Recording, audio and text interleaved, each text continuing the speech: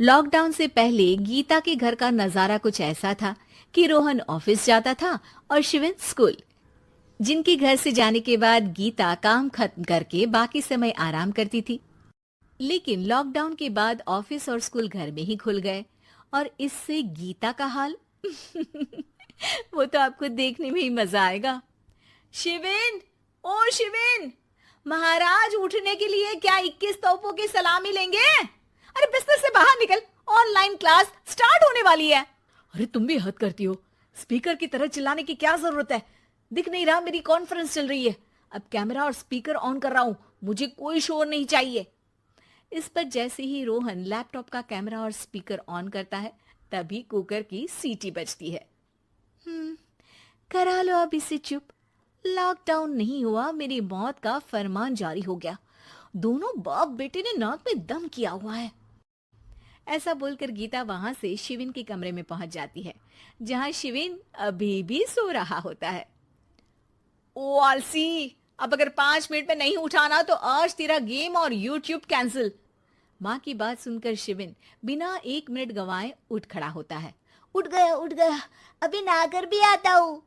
ये नाटक कहीं और, मुंह पर गीला कपड़ा मार और पढ़ने बैठ। शिविन की ऑनलाइन क्लास स्टार्ट हो जाती है, जिस पर गीता उसे वहां बिठाकर रसोई में चली जाती है। थोड़ी देर में उसे कमरे से कुछ आवाज सुनाई देती है, जिसे सुनकर वो कमरे में वापस आती है। हाय राम, तुझे क्लास अटेंड करने के लिए बोला था, कैमरा ऑफ करके बिस्तर पर नाचने के लिए नहीं बोला था। मम्मी मुझे कुछ समझ नहीं आ रहा, आप बाद में पढ़ा देना ना, वैसे भी अटेंडेंस तो लगी गई है। हाँ हाँ बेटा, जरूर बन जा। तू अभी से हम सबका बाप बन जा। अरे नहीं मतलब कहाँ से लाते हो इतना दिमाग, और पढ़ाई करते हुए ये चला कहाँ जाता है? नाइस क्वेश्चन, दिमाग से पूछकर बता दूंगा। शिविन की बातों से परेशान होकर गीता उसे मारने के लिए जैसे ही आगे बढ़ती है तभी वो कमरे से बाहर भाग जाता है। अब शिविन आगे आगे और गीता हाथ में चप्पल पकड़े उसके पीछे पीछे पूरे घर में दोनों घूम रहे होते हैं। इसी बीच वो रोहन के पास पहुंच जाता है और शिविन को मारने वाली चप्पल रोहन के लैपटॉप पर जाकर गिरती है।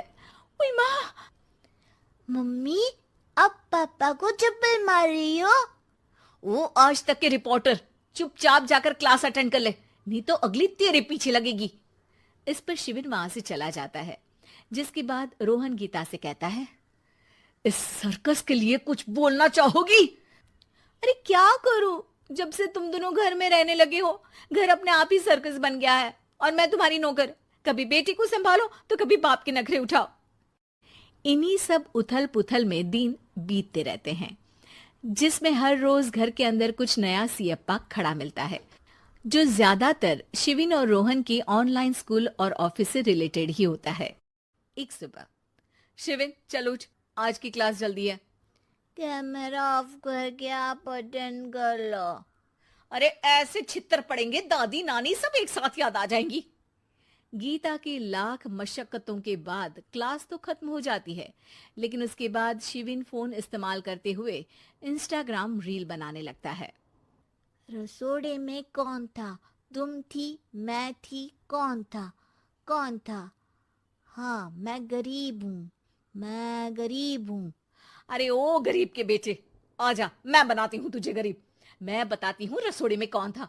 पढ़ाई करने बोलो तो इनकी माँ मर जाती है, और ये पागलपंतियां जितनी मर्जी करा लो।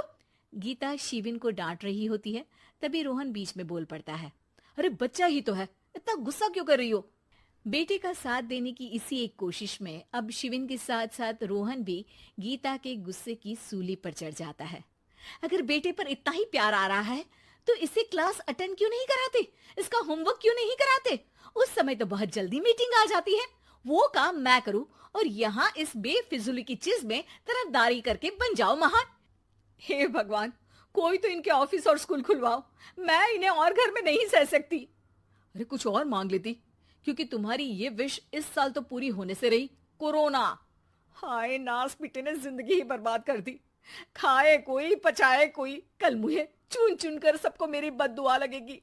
उन्होंने दुनिया का और इन बाप बेटे दोनों ने मेरा जीना मुश्किल कर दिया। गीता वहां से चली जाती है, जिसके बाद रोहन शिविन से कहता है, अरे तुम्हारी मम्मी इतनी भड़की हुई क्यों है?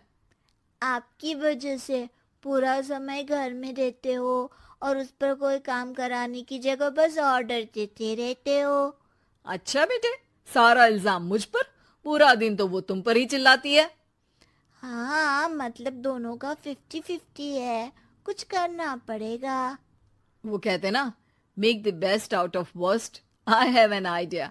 वैसे तुम्हारी माँ सही कहती है, बहुत जुबान चलाने लगे हो, कम बोला करो। अगली सुबह रोहन और शिविन अपनी गलती को सुधारने के लिए गीता के उठने से पहले घर का आधा काम खत्म कर देते हैं, जिसे देखकर गीता खुश हो जाती है और फिर बाकी बचा काम वो तीनों मिलकर पूरा कर लेते हैं। जिसके बाद अब वो सब मिल बांट कर हर काम में एक दूसरे की मदद करते हुए लॉकडाउन का मजा लेने लगते हैं।